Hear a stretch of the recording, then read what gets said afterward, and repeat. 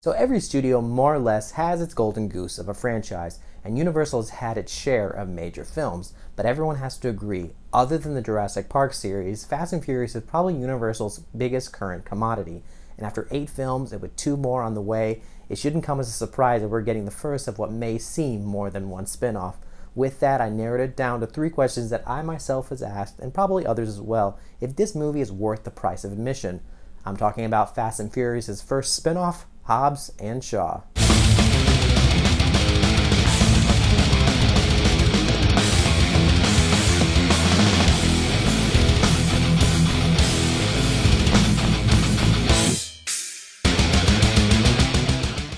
Welcome back, guys. Thank you for stopping by and clicking on my video to see my thoughts on Fast and Furious' first spin-off, Hobbs and Shaw. Just had a chance to see it 2 nights ago, and I'm sure many others did as well. So with that, tell me in the comments below, what did you think of this movie? And do you think it deserves a sequel? Do you even think it was worthy enough to be a part of the rest of the Fast and Furious franchise? Love to hear your opinions. And don't forget, consider clicking on that subscribe button and the bell in order to hear any more future content from me for your future enjoyment. Hobbs and Shaw is an action film directed by David Lynch and is a spin-off of the Fast and Furious franchise centered around the familiar characters of Luke Hobbs and Deckard Shaw, portrayed by Dwayne Johnson and Jason Statham.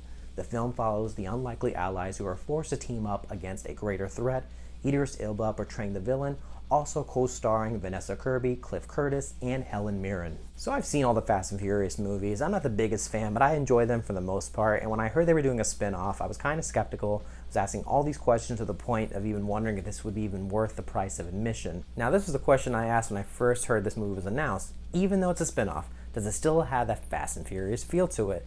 From what I experienced watching this movie, I'm going to have to go with a no on this one, but I don't mean it in a negative way. If anything, it's actually a good thing.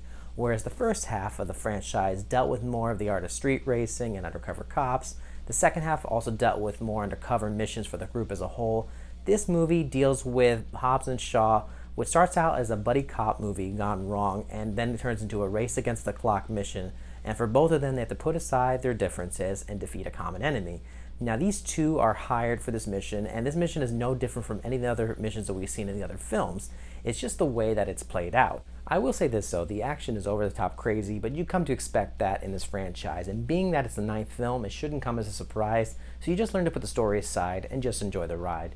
But the one thing I did notice was the comedy was a whole lot stronger than the other previous films. As I said before, it plays off kind of like a buddy cop type of movie, kind of comparing it to Rush Hour or Lethal Weapon, and even the recent film that came out, Stuber. And though it may feel a bit different from the rest of the movies, it still has that theme of family and how vital it is. Here you see both Hobbs and Shaw deal with their families in their own way and learn to reconcile whatever difference they may have and set them aside. Second question, is this movie even original? Now, maybe this isn't a question that everyone has asked, but I know it's one that I thought of. When you're doing a spin-off off of a major franchise, I tend to think about the route it can take to make it not only original, but worth making a story out of it. Now, with the case of Fast and Furious, what makes it a fun series is that they put the action over the story. Looking back at the previous films, if I were to explain to you all 8 movies, I'd probably talk more about the action sequences versus the actual plot. But the point is, just because this movie's unoriginal doesn't make it bad. But I did notice certain ideas in which they may have taken inspiration off of other previous movies. For example, without giving away too much of the plot, the main mission deals with a deadly virus in which the main female character, played by Vanessa Kirby, who also plays Shaw's sister, she ends up injecting it into her body. Now, if you're familiar with the Mission Impossible series like I am, one of the installments, which is actually considered one of the least popular ones, but I kind of enjoyed it, Mission Impossible 2, here also deals with a virus known as Chimera. Towards the end of that movie, the character played by Thandie Newton also injects the virus into her arm. Now, I'm not saying they drew inspiration from that, I just found it a funny coincidence. And another thing I noticed was the main villain, played by Idris Elba, which he does give a great performance, but I found the villain to be a bit generic.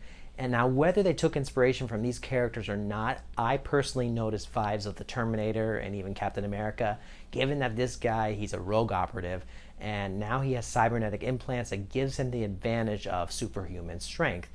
I mean, it's fun, but someone like me tends to notice these connections to other movies. But overall, this movie clearly is an original, but does it really need to be? And the third and probably most important question, is it worth seeing? Now, this is a question that nearly everyone asks for whenever a film comes out, but for a spin-off coming off of a big franchise, some people may second guess going to the theater for this one. So I'll just put it this way.